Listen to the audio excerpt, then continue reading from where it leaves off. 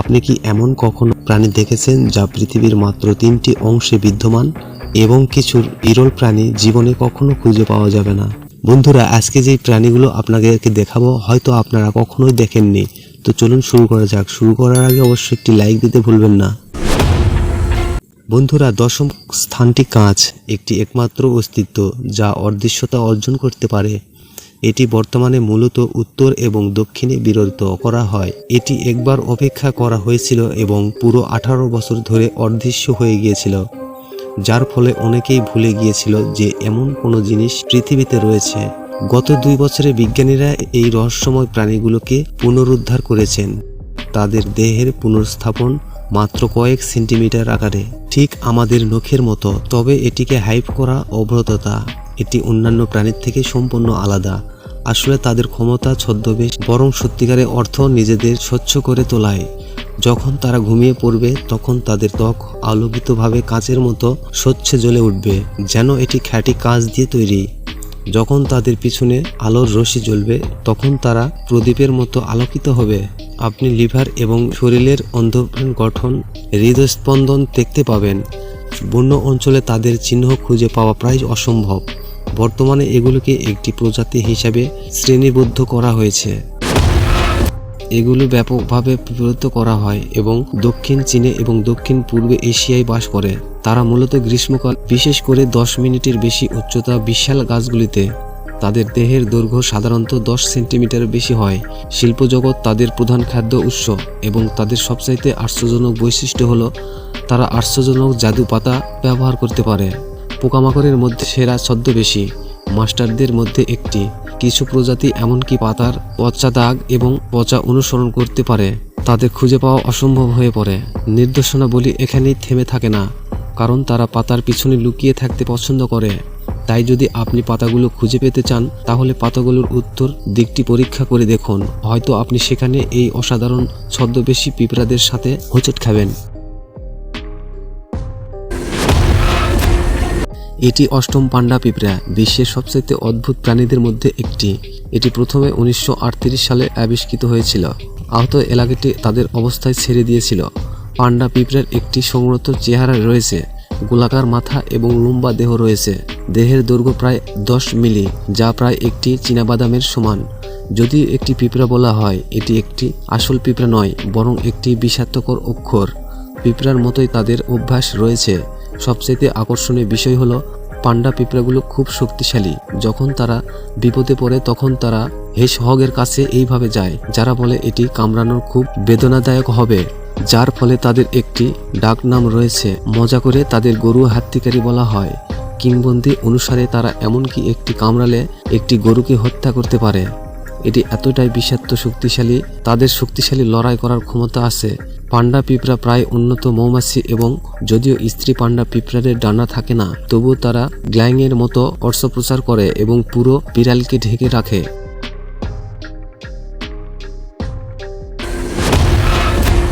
গভীর সমুদ্রের মাছ, এটি নতুন আবিষ্কৃত প্রজাতির মধ্যে একটি। এই দুশ্চরিত্রার মানুষটি 8000 কিলোমিটারের গভীরে বাস করতে পারে। গভীর সমুদ্রে যে চাপ বহন করে তা গভীর 600টি হাতির সমান। যদি আপনি বলেন তাদের কোনো সুপার পাওয়ার আছে, আর সমুদ্রের আমাদের মানুষের অনুসন্ধানে সবচাইতে ড্রাইভিং এবং গভীরতা মাত্র 200 মিটার।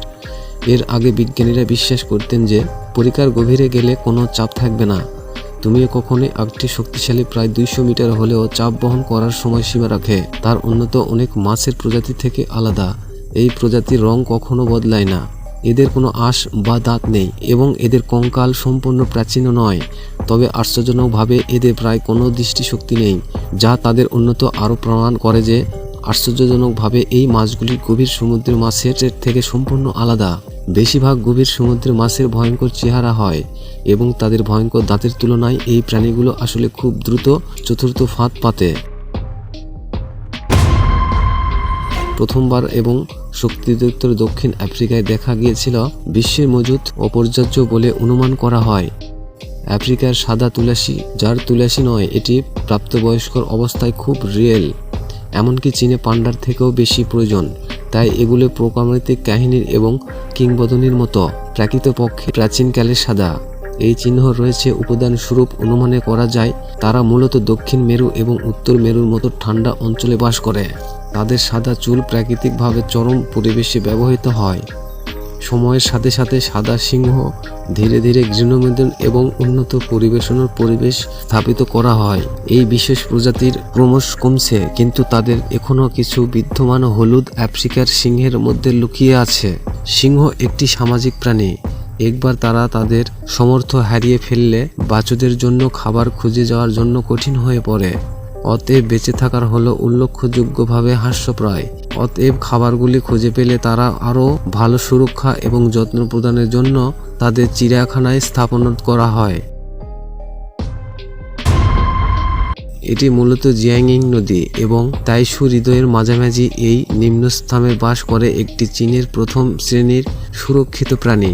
এই প্রাণীটি বিশ্বের সবচাইতে ছোট।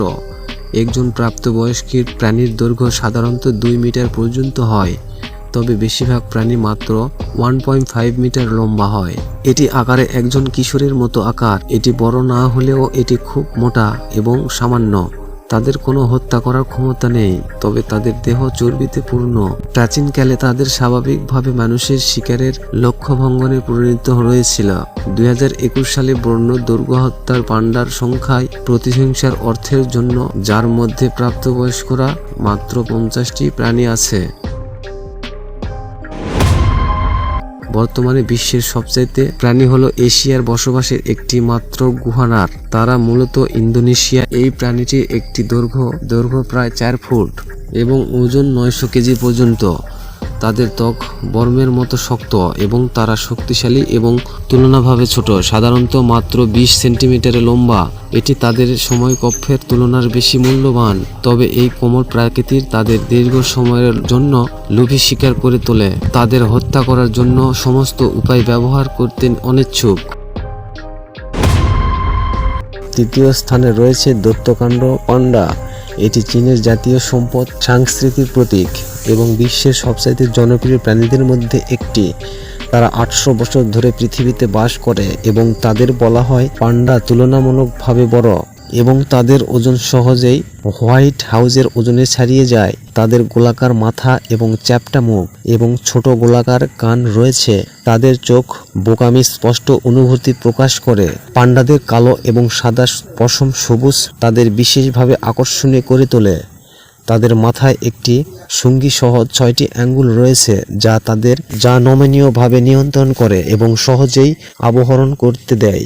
দক্ষিণ পশ্চিম চীনের বাসবনে এদের দেখা যায়, কিন্তু এদের সংখ্যা খুবই সীমিত। এছাড়াও এদের প্রজনন ক্ষমতা খুবই সীমিত। এরা একবার মাত্র একটি সন্তান জন্ম দিতে পারে। তাছাড়া কিছু পান্ডা জন্মের সময় খুবই ভয়ঙ্করভাবে এবং সতর্কতা না হলে মারা যেতে পারে। বর্তমানে 2000-এর বেশি কম বন্য দৈত্য পান্ডা রয়েছে। এর মধ্যে এটি বিশ্বের সবচাইতে মূল্যবান বন্য প্রাণীর মধ্যে একটি। দ্বিতীয় স্থানে রয়েছে ডলফিনের সংখ্যা। সমুদ্রে বিতরণ স্থানপ্রায় প্রাণী হল বিশ্বের সবচাইতে ছোট প্রাণী। এর অবস্থান মার্কিন যুক্তরাষ্ট্রে ক্যালিফোর্নিয়ার উত্তর অংশে সীমাবদ্ধ। এদের উৎপাদন মাত্র যা সাধারণ ডলফিনের মতো, তবে এদের দেহ রহস্যময় ধূসর সাদা রং এবং চোখের কালো দাগ এবং মাঝখানে ডোরাকাটার দাগ রয়েছে। ডলফিনের কোনো অর্থনৈতিক মূল্য নেই।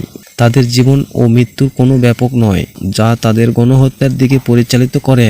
আন্তর্জাতিক তিমি শিকার কমিশনের তথ্য অনুসারে মাত্র 10 বছরের ডলফিনের সংখ্যা 500 থেকে 20 গুণে নেমে এসেছে। বন্য অঞ্চলে 100টিরও কম ডলফিন বেঁচে আছে এবং এই সংখ্যা আরও কমছে। বৃহত্তম ডলফিনগুলোর মধ্যে একটি, কিন্তু সবচাইতে শক্তিশালীর মধ্যে একটি ঐতিহ্য প্রাণী হিসেবে পরিচিত। এই প্রাণীটির বহন ক্ষমতায় 100 গুণেরও বেশি, মহিমান্ত্রিক এবং 180 কিলোগ্রাম পর্যন্ত ওজন হতে পারে।